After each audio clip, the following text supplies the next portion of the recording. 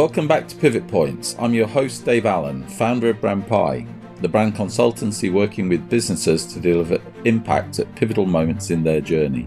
Over the course of a remarkable 30-year career, David Boynton has led some of the world's most prominent brands, including L'Occitane, Charles Tyrwhitt, and The Body Shop.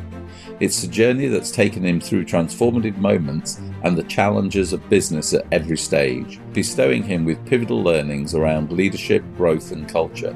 Join me in this episode of Pivot Points as we explore the inflection points of David's career and what's made his leadership such a long-standing success. David, welcome to Pivot Points.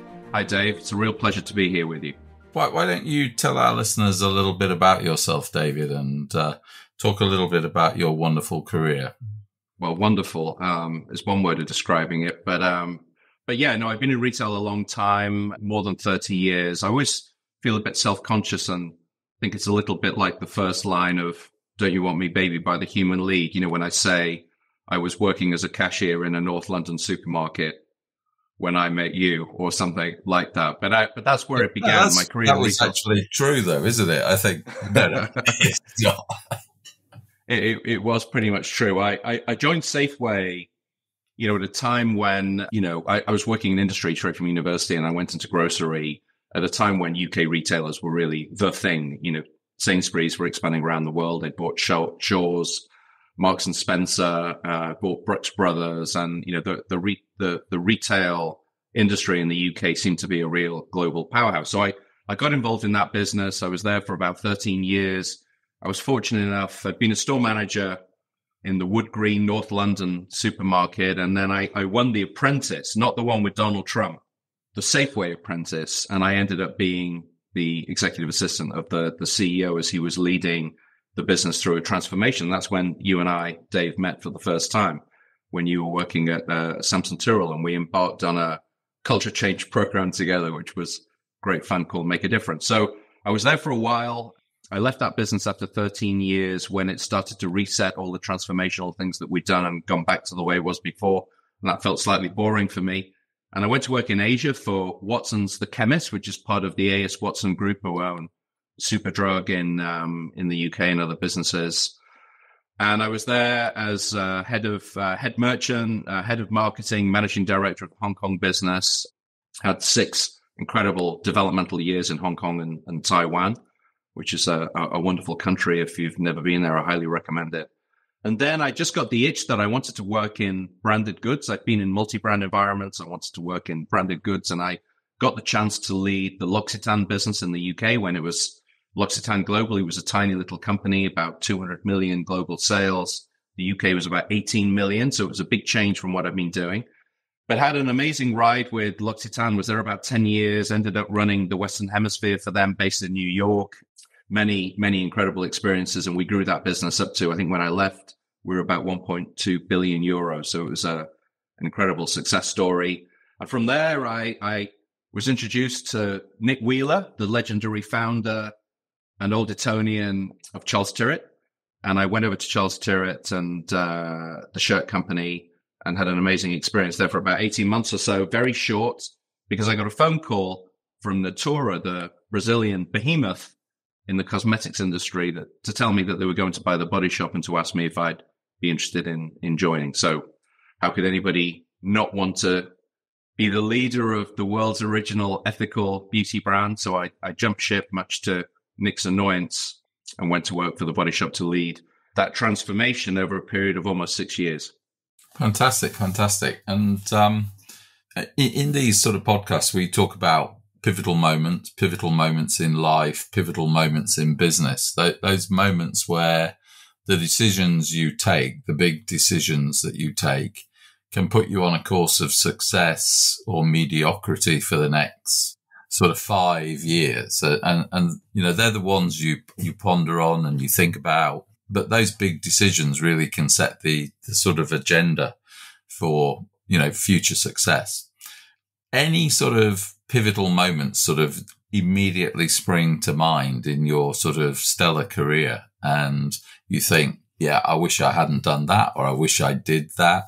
You know, that was one of the best decisions I took. And yeah, when I was talking to Francesca Lagerberg at Baker Tilly, she referred to them as big dog decisions and little dog decisions. And I quite like that as a sort of way of thinking about, we're all taking 50, 60 decisions a day, but those big dog decisions are quite tough ones to take.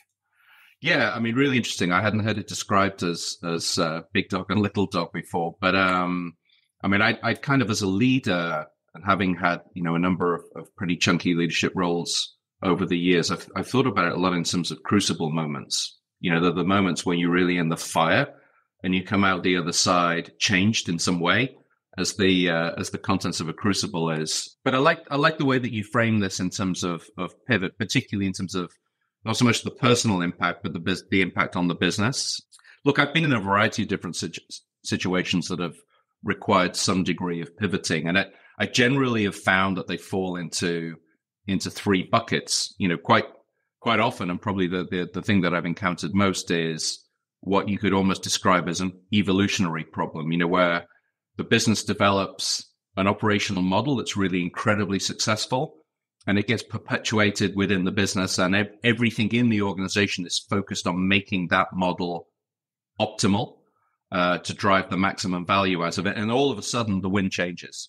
It's kind of like, the dinosaurs ruling the world and an asteroid strikes and suddenly dinosaurs aren't it. And it's been really interesting being in businesses that have got so good at doing that one thing, and suddenly that one thing isn't important anymore. So I've definitely been through some of those experiences. I can talk about that. And then the other thing I've observed is, being in the context of very high growth. When you've got a small team, you're working together very closely, you really rely on each other. Everybody understands what everybody else is bringing to the party. And then the business gets to a certain size where you're bringing in lots of people from outside who have a different point of view, who never really understood the magic at the start. And they tend to want the company to be like every other company that they've worked in. And the risk there is you kind of lose differentiation. And that's when you kind of need a reset. You need to get back to what it was that really made the business special. So that's another kind of pivotal moment I've been through. And then the third one, which we may talk in a bit more detail about today, is the classic black swan event. That's things like Brexit, the impact that had on the business that I was in at the time. COVID, of course, which just came out of the blue. You couldn't see that coming. And no matter what level of adaptation that you had prior to that, suddenly you're in a context where nobody knows anything. And you've got to figure out from first principles how you navigate through. And I guess I've kind of been in pivotal situations that really cover each of those three challenges. I mean, going back to the first one, I mean, that's a fairly common occurrence where I was at Kodak at the start of my career, and boy, did they miss the change in the marketplace, and eventually end up going into Chapter 11 and being broken up. It's really easy. And when I watched the Kodak leadership doing it, convincing themselves that everything was going to be all right. And if they stuck to the script, everything was just going to be fine.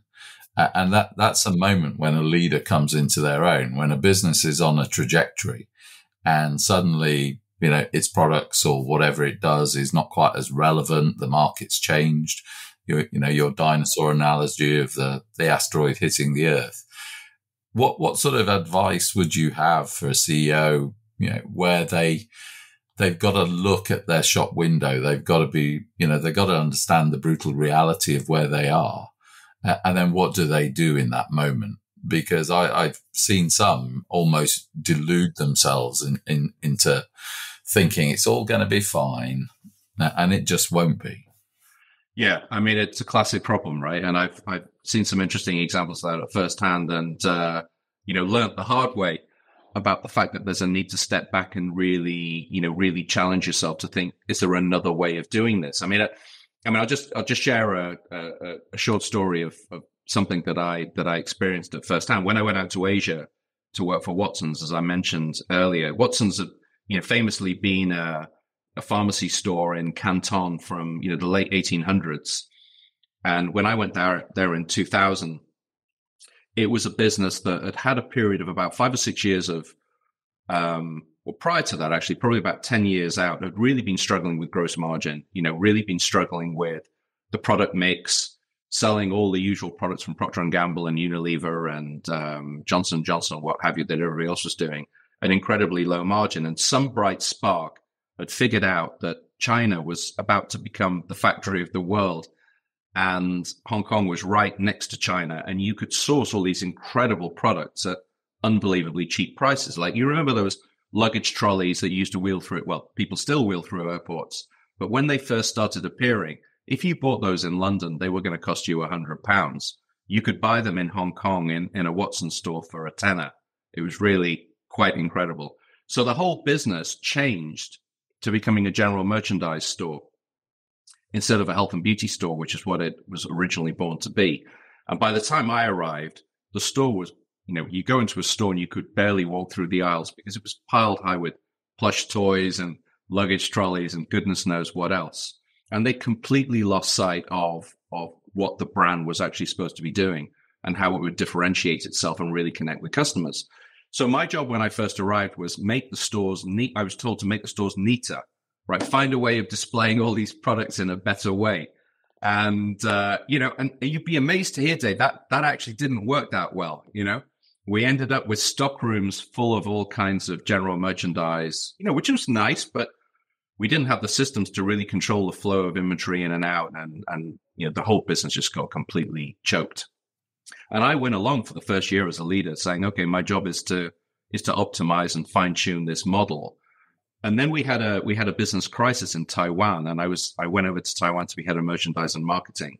And it was an opportunity for a reset and an opportunity to be able to say, actually, you look at the competitive landscape, you look at all the new people that are coming in. We have some amazing assets in this brand around our long history in healthcare, our real expertise in beauty. Let's get away from the general merchandise and let's make health and beauty actually work for this business. But probably 10 years and it was fantastically successful. We turned the Taiwan business around. I got promoted to managing director in Hong Kong on the back of it. Things went incredibly well. But it was just so fascinating to observe a business that for about 10 years was just about optimizing the wrong thing. It had been wildly successful for a period of time. But then when it stopped being successful, there was just no appetite to want to do something different. It was just make what we're doing now that little bit better than it was. And it ended up being a huge problem for the company. And how did they sort of eventually pluck up the courage to realize they were on the wrong path and change direction? Was that? Honestly, it took a crisis in Taiwan that followed on from a big earthquake that happened there in 2001, where a lot of inventory was lost as a consequence of, stores collapsing and, all kinds of, it was a really terrible earthquake, really devastated Taipei. And I think it just, a couple of things happened in the aftermath of that just made them realize that maybe we need to have a reset. So when myself and my senior colleagues went to present to say, we're going to do things in a different way, for the first time, there was an appetite to do that. And I think in the first year I'd been with the company, it was really, build a better mousetrap, sort of keep refining the model that we have. That's the answer. And suddenly there was an acceptance that maybe in this context, we had to do something different. And then when it was successful, that obviously became, a new standard that was able to be rolled out across the wider business in the region. So it took something pretty momentous, in answer to your question, to actually have the appetite to say, we're prepared to do something different. Not as momentous as what you described in Kodak, but not far off. Yeah, no, it is extraordinary how you need often a crisis. And, I often say to my leadership team, never miss the opportunity a good crisis provides you. Yeah. And, use that to recalibrate, rethink, reset your strategy. Yeah. Now, I mean, if we go on to sort of your days at L'Occitane, that must have been sort of quite a wild ride, because that business has grown astronomically over a very short period of time. What sort of pivotal moments, what sort of challenges did you hit in a fast growth situation like that?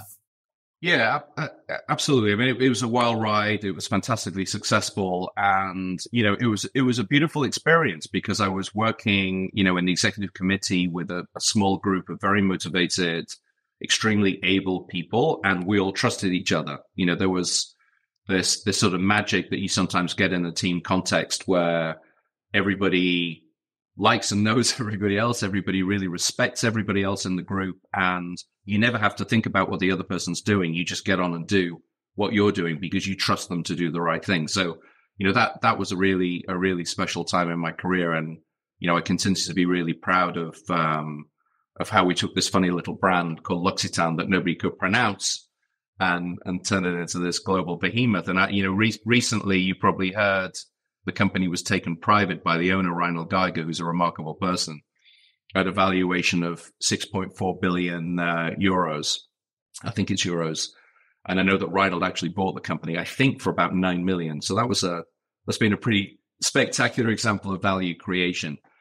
I think the thing that was really interesting there for us was because we were growing so fast, in those early days, the leadership team around the world, we were very close. We were close to the founder. We were close to the owner.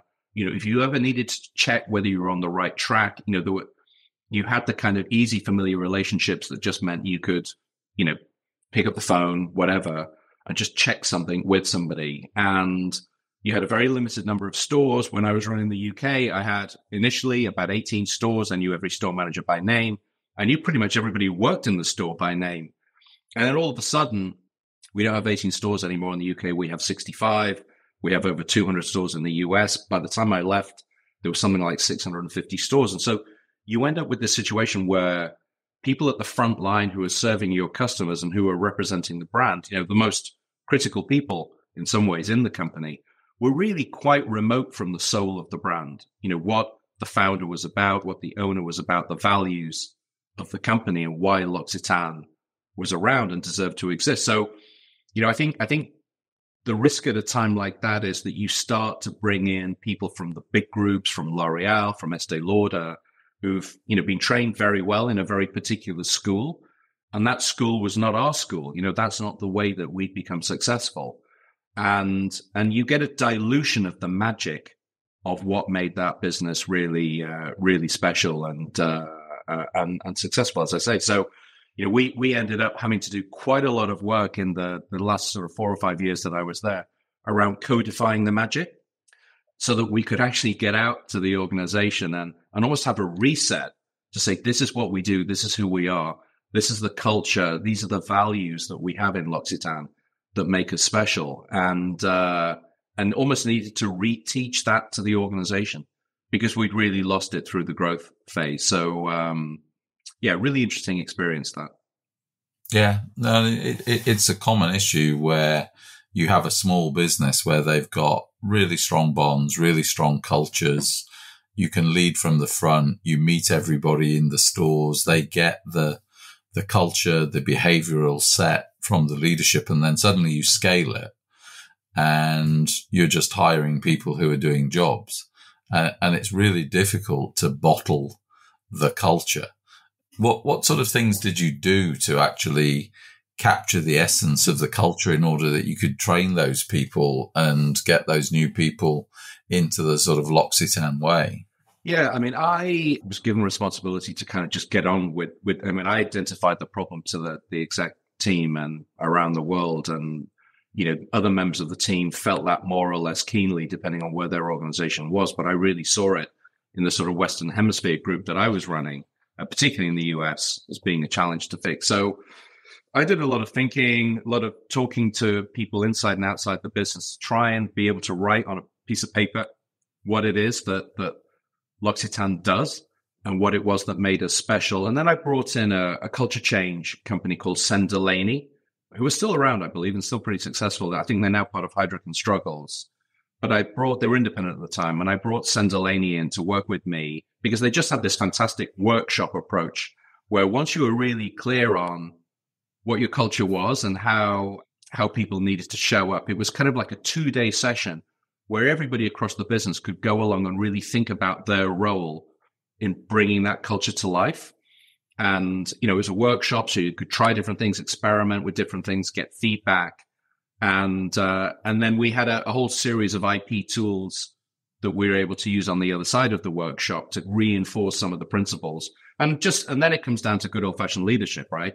As a leader, you going into stores, talking to your teams, the way you talk to them, the things that you reinforce, what's really important around the entrepreneurial aspect of our business, the positivity of the culture. And then it's just making sure that leaders stand up and accounted, basically. And that's the approach. We devoted about a year to it and got some terrific results. Store manager retention improved dramatically as a consequence of that. We saw fantastic like-for-like sales in our stores. So it was, it wasn't just one of these cerebral cultural things on the side. It was actually culture that drive performance. And it was a really rewarding project. Yeah. And, what's your view? I mean, I have a very strong view that you can't build a brand. You've got to build a culture. And then when you've got a culture, you can build a brand. And particularly where there's, a human interaction involved in the sales process and human beings are talking to each other. And it feels like lots of organizations feel they can build a brand, but they don't focus on the culture. We've just done our sort of latest CEO survey around the world where we talked to sort of 1,000 odd CEOs. And I think for the first time, the CEOs are saying their most important audience is their employees. It's always been the customers in the previous surveys. This year, for the first time, it's the employees have nudged ahead. And I'm sort of going, that's a good thing, that they're finally realizing that the people that work for them are the key to building the business, building the brand. Does that sort of resonate with you, that type of philosophy? It absolutely does resonate, Dave. Look, that's, I learned my trade in a very good school. Safeway was an exceptional business. It was an American company that just transitioned into UK ownership when I joined it. But it had a lot of the things that make American businesses great. So it was a real focus on customer. We talked about customer a lot, but there was a massive attention paid to training and development of employees. And I went through that school. I learned an amazing amount. I saw some remarkable leaders at all levels in the organization in action, and it stood me incredibly good stead. And ever since then, I've always believed, the success of your business, it might seem completely obvious to say this, is entirely down to your people and the culture that you create as a leader. Because when you do those things right, customers have great experiences. I mean, you need to set the guardrails, you need to set the framework, you need to be really clear about what the culture is. It's not self-indulgent, it's not entitled. It's about performance, it's about accountability, and it's about working in teams. And in my case, they're the things that are important to me. And so I've always started with people, I've always started with culture. And my belief has always been that you do those things right and good things will follow, results will follow. It's always fascinated me when I've gone to various companies and been in boards where they start with the numbers first. And, the numbers are a consequence of leadership and culture and highly motivated employees. I'm a passionate believer in that. Yeah. No, that correlation between employee engagement and performance is just not monitored enough and maybe not understood well enough. But I know one of my large clients, they know that they get more revenue per head from their employees. The more engaged they are, the higher the level of engagement. They can correlate it to actual performance. And so, I've sort of learned over the years as I've worked with more and more companies that you focus on the internal issues, focus on the culture, focus on getting the people aligned, getting leadership aligned. Often the problem starts with a misaligned leadership team. And, I can remember on Safeway 2000 and not all of the board agreed with the direction the company was going, but they weren't telling the CEO. And it took interviews with us to sort of find that out. And so, let's take Body Shop. I mean, Body Shop's a great pivot point in your life. What was the leadership alignment like in Body Shop? What did you inherit? Because it sounds like a fantastic opportunity, but it could be a tough challenge based on where Body Shop were in the world at that time. Yeah, I mean, for sure. Look, I mean, Body Shop at the time that I got involved had previously been owned by L'Oreal, right? The biggest and some would say the best beauty company in the world, certainly financially the most successful. And L'Oreal is really an accumulator of brands. They see something interesting in the market and they integrate it into their organization. A recent example of that, I'm sure you've read about, is, ESOP that they paid my old firm Natura $2.5 billion for. So they're a business that buys brands. And in the case of the Body Shop, very unusually, they decided to sell it. They decided the business was something of a basket case. The trends were poor in most markets around the world. Sales were declining, profits were declining, customer engagement was getting lower and lower, and they made the decision to sell. And Natura is a fantastic business, very well known for its ethical, sustainable ways of operating in Latin America, made the decision that Body Shop could be an unlock for them in internationalizing, the beautiful Natura brand. So it seemed like a, marvelous alignment of the stars and the planets. And that's the point that I got involved. Natura asked me to join the company. One of the things when you talk about leadership alignment, it was very complex from a stakeholder management point of view, because on the one hand, you had, the board in Brazil who was not experienced of international businesses, and they were very remote. They knew their model of direct selling incredibly well. They didn't know retail well, and they didn't know international business well. So there was complexity around that. Joining, there was about 80 or so L'Oreal executives on L'Oreal contracts who'd been seconded to the Body Shop, and they were all on a timetable to return to L'Oreal. And that basically meant, over a period of about a year, the vast majority went much quicker than that, but over a period of about a year, the senior management team effectively left the company. And the only people that were remaining were me and everybody who was on a Body Shop contract previously, not a L'Oreal contract. So, the L'Oreal folks who stayed with me over a period of, 3 months, 6 months, were lovely people, really committed to the success of the brand whilst they were there. But obviously, they weren't interested in the future because their future was in L'Oreal. So they were, nice people to work with in those early days. But I couldn't be making the tough decisions and I could make the tough decisions, but I couldn't make any of the changes that I really wanted in those early days until I'd built my own team. So the priority for me really was two things. I'm a passionate believer that a CEO has 3 important jobs to do. The first is to decide on the direction of the company. The second is to hire fantastic people who can get you there. And the third is to create a culture and environment where that talent can really be at its best. So they're kind of the 3 things that I feel I have to do as a CEO, as a leader in a company.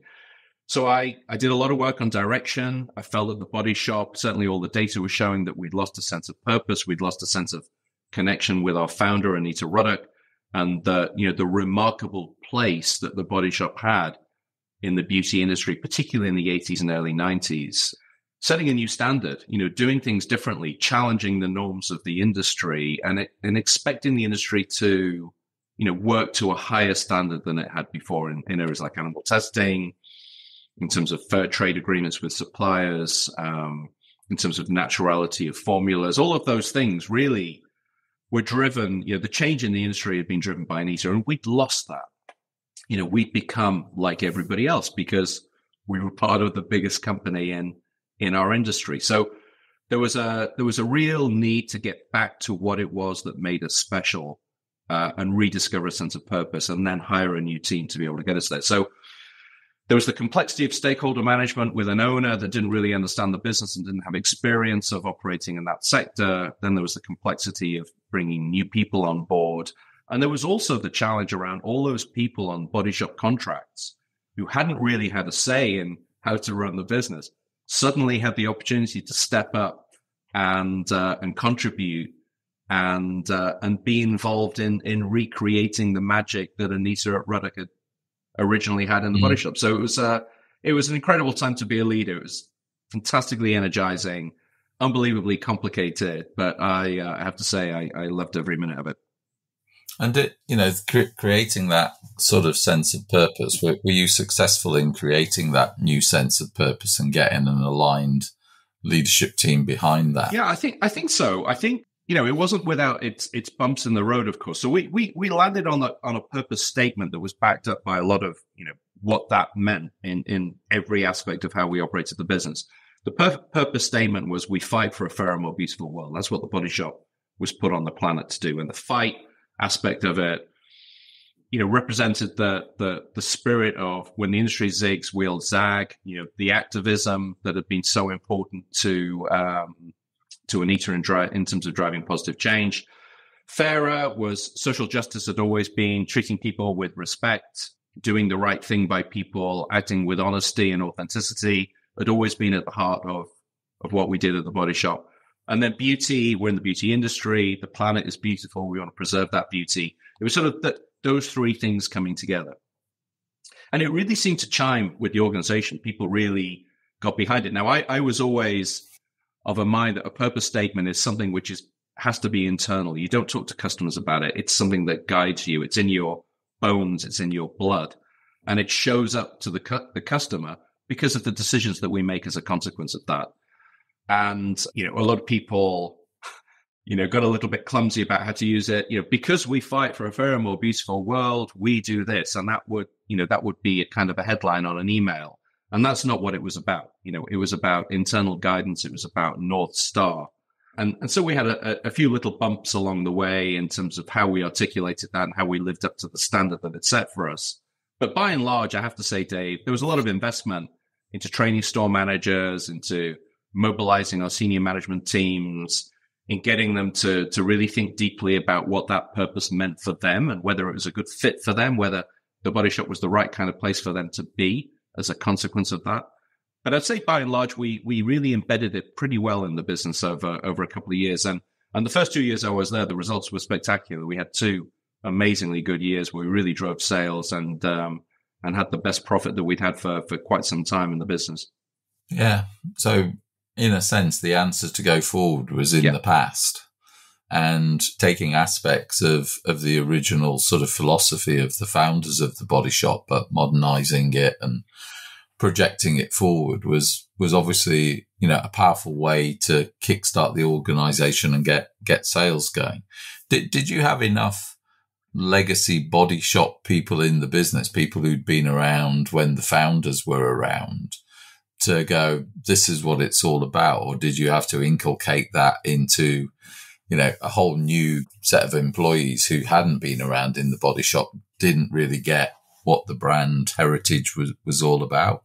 Yeah, it's a great question. There were some of those folks around, and they were really important as part of the process, but there were a lot of people in senior decision-making positions who had been part of the L'Oreal world. Although they were on Body Shop contracts, they'd been hired as part of L'Oreal. Yeah. There was a whole bunch of people who joined the Body Shop because they saw it as a way of getting into L'Oreal through the back door, because it's very tough to get into L'Oreal, from a recruitment point of view. So, there were a bunch of people who were unhappy because we were no longer part of L'Oreal. There were a bunch of people who thought like the industry in very senior positions. And, my role as a leader was to give voice to those folks who had, not had a voice during the previous ownership. There were people in the business who had worked closely with Anita and Gordon. Our head of sustainability, Chris Davis, was one of those. And so it was incredibly important for me that somebody like Chris, became front and center of the business, and not somebody who was out on a limb, unable to have a voice, unable to influence the direction of the business. And look, there's something really important here, Dave. Although you're quite right in saying the answer for the future was to look to the past, it wasn't to be like we were back in the 80s and 90s. It was to capture the spirit of that. But times were so different, right? So we had to be inspired by that, but we didn't have to be the same. So obviously some of the folks who remembered those days wanted it to be like that, but it couldn't be like that. It had to be relevant and modern and fit for purpose today, but with an understanding of our DNA and what we were born to do. Yeah. No, I mean, it's very, very difficult. Often people think we want to go back. You can never go back. But, some of the flavor, some of the heritage, some of the spirit, as you called it, capturing that and then making that relevant to the world today and how people buy products and services today. It is a really complex skill, but a good CEO, if they can figure out how to use the heritage, take the people with you, and get that sort of presented in such a way that it's modern, relevant, captures new consumers, that balancing act is one of the companies I admire the most for doing that year after year after year is Levi's. I can't think of many companies that can sell the same product to about four different generations at the same time. They seem to be the masters of keeping themselves relevant to every generational change. Any sort of final thoughts on, the Body Shop and how you sort of straddle that generational task when you were thinking about how do I keep it modern, fresh and contemporary, but how do I bring this fight back into the business? Because it was an activist brand back in its day. And Anita was a disruptor. And I could imagine sort of L'Oreal trying to sort of run a disruptor brand. It's like oil and water. I'm just sort of hypothesizing. But yeah, that disruptive side, because once you get so big, people like Natura, the private equity firm that's bought it now, they'll want to run it like a machine. Yeah. And yet that goes against the sort of the core brand philosophy. Or, maybe it doesn't, but. Yeah, no, look, you're absolutely right. I mean, in a company like L'Oreal where, it's so huge and it has so many different brands, as a part of an organization like that, you've got to toe the party line, right? You can't, the only thing that the Body Shop was kind of able to talk about with any kind of authority was, animal testing, being forever against animal testing. Yeah. That was something that worked. But anything beyond that, if you think of some of the very controversial campaigns that may not be right for today, honestly, but that Anita ran, they're very different from that. That's a very gentle program that nobody's really against. I mean, everybody loves animals, right? And everybody thinks that treating animals cruelty for the sake of cosmetics testing is obviously stupid and wrong. So that was very uncontroversial. But it's a tricky territory, as you say, you're part of a big corporate. You're not a founder-owned and founder-led business anymore. You've got the purpose as a proxy for the founder. And then, a leader like myself navigating and course correcting and trying to make sure that the guardrails are in place. And, we made mistakes. The team did something very naive to attack a public figure on Twitter when there was a massive fallout around all of that. And that was an important learning experience for the organization about our spirit of kindness and how we don't attack people, and all of that stuff. It was painful to go through, but important learning for the business as they were trying to understand where the guardrails were. And what we should be doing as an activist brand. That was a really interesting experience. You look at a business like Lush, which is a company that I really admire. And I felt a business that had kind of taken the baton of what Anita Roddick had tried to do with the Body Shop and taken it to the next level. I think such a impressive company. And they did that campaign you probably remember around Spy Cops that was extremely controversial, I think very well intentioned, but created a very negative public reaction to the brand. And I think it's difficult being controversial in today's world. You just end up getting cancelled. So in living up to the activist spirit, it's hard. We had committees of people who would assess, do we want to lean into this subject or lean into that subject, and only do things where we have legitimacy, where it's appropriate and meaningful for the Body Shop to be involved in this and to have a voice, not just be jumping on a bandwagon and saying something for the sake of it. But it was, it was a constant challenge, frankly. It was a constant challenge. And look, we were 2 years into it. When I talked about Black Swan events earlier, we had COVID. We were 2 years into a 5-year program of transformation and change. And we spent the next 2.5 years fighting for survival. And, a lot of this stuff didn't progress at the speed that we would have wanted to, although the business did well through that period. And, we continued to make money and we continued in a small way to grow. It took all of our resources to survive, and we probably weren't able to push forward in bringing the purpose to life as fast as we would have liked to have done. Yeah. I mean, we could probably do a whole other podcast on COVID and how you dealt with that. I know some of the stories you've told me are sort of extraordinary, but we're sort of at the end of our time. And I wanted to thank you for being so open and sharing so many insights and thoughts with us. It was terrific to talk to you, David, and thank you very much. It was brilliant. Thank you. Absolute pleasure, Dave. Thanks so much for inviting me. It was great to speak to you as always. Thank you so much for listening to this episode of Pivot Points. If you enjoyed this episode, you can find more fascinating conversations with industry leaders in our previous episodes. You'll find us wherever you get your podcasts. And if you want to know more about Brand Pi and how we deliver impact in the pivotal moments that matter to you, head over to brandpi.com. Thank you for listening, and we'll see you next time.